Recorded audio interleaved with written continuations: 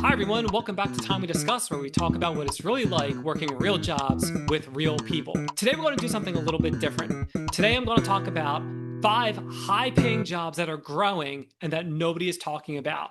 The information you get today is going to get you all set up to get you on the right foot for 2026. So, without further ado, in 5 minutes, the highest paying jobs that are growing that nobody is talking about. First up, aircraft and avionics technician. Job growth in this area is moving at a jet's pace. Growing faster than average at a rate of 5% from now through 2034. Entering into this field is generally pretty easy. You need a post secondary non degree award, essentially completion of high school or equivalent, and then attend an FAA approved aviation maintenance technician program. Unlike some of the other careers I'm about to mention, there's generally no exposure to danger in this field. That being said, you can expect to work on scaffolds or ladders, work while lying down or while crouching for extended periods of time. It's also going to be a bit of a noisy environment, so expect sound vibrations, especially when engines are getting tested. But you'll be wearing safety gear, so that shouldn't be a problem. You can expect to work in climate controlled hangars, repair stations, or on airfields. Most people in this field are employed by the military or at commercial facilities near major airports. The median pay for aircraft technicians is around $80,000 a year, with the highest 10% earning over $120,000 a year. You can expect to work full time, typically 8 to 10-hour shifts, which can include nights, weekends, and holidays. Second, wind turbine technician. This is a job with a pretty low barrier to entry.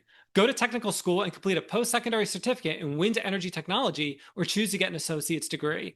Once hired, wind techs typically receive on the job training, which is related to the specific turbines which they'll be maintaining or repairing. This job is not for you if you have a fear of heights, as most turbine ladders are at least 200 feet high. In other words, this job is not for me. It also means you need to be in pretty good physical shape. Also, not for me. Other important skills include good communication, detail oriented, and problem solving skills. Median pay is around $63,000 a year, with the upper 10% making around $90,000. It's important to note that you'll be working full time and could be on call for nights and weekends, which translates into some nice overtime pay. Job outlook is great for wind techs, growing much faster than other occupations.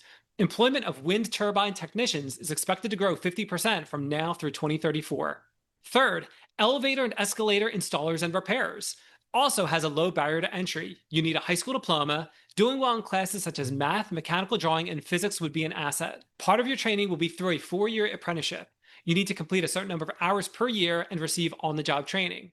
Learn about safety, blueprint reading, math, applied physics, elevator and escalator parts, electrical and digital theory, and electronics.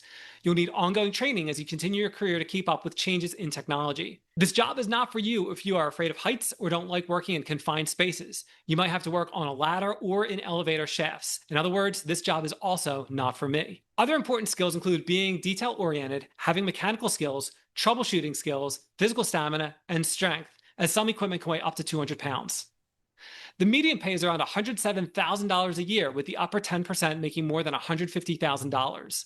It's important to note that you'll be working full time and could be on call for nights and weekends, which translates into very nice overtime pay. Also, apprentices are typically paid about 50% of what a fully trained technician makes. Job outlook is good, growing faster than other occupations.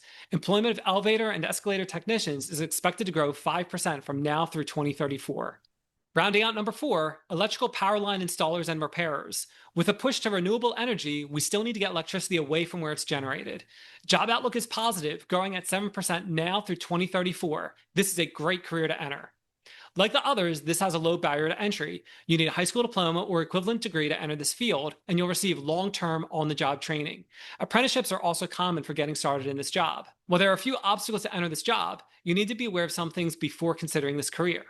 You're working with high voltage electricity and often working at great heights. That can be off-putting to some people. If that includes you, you might want to consider another path. There are other important skills they should have aside from working high in the air. You need to have color vision. At present, wires and cables are color coded, so you need the ability to differentiate by color which cables are which. You're frequently working with a group of people, so the ability to work effectively with others is a must. You need to be strong and have stamina, as you are often working with heavy equipment and could be climbing utility poles. Of course, you need to have good problem solving and technical skills as you diagnose problems with electrical systems. The median pay for an electrical power line installer and repairer is just under $100,000 a year, with the upper 10% making over $130,000. Aside from working 40 hours a week, you can expect to be putting in long hours for consecutive days after a natural disaster knocks out power to a region. Number 5, stationary engineers and boiler operators. Growing a little slower than average, these job opportunities are expected to continue to grow from now until 2034. Just like the other jobs that I mentioned, you'll need a high school diploma or equivalent. While not necessary, vocational or college courses would be beneficial, especially in math, science, mechanical, and technical subjects. Expect to get trained on the job or through an apprenticeship program, which takes about 4 years. You'll need to demonstrate competency through licensure or company specific exams. Working as a stationary engineer or boiler operator, you'll need to follow procedures to prevent injuries against burns, electrical shock, noise, moving parts, and exposure to hazardous materials.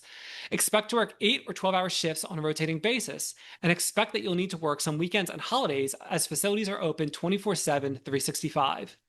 The median pay for stationary engineers and boiler operators is just over $75,000 a year, with the highest 10% earning over $121,000 a year.